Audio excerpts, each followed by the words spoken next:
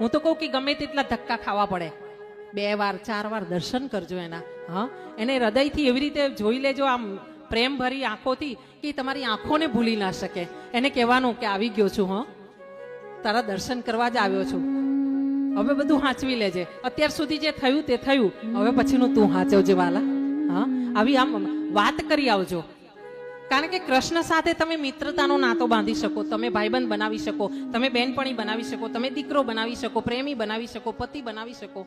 હા, કૃષ્ણને તમે તમારા મનની ઈચ્છા પ્રમાણે એના સંબંધો બાંધી શકો અને એવો વ્યવહાર બાંધી શકો કે જો તમારા હૃદયનો સાચો ભાવ હોય ને તો કૃષ્ણ તમારો એ સંબંધ નિભાવે.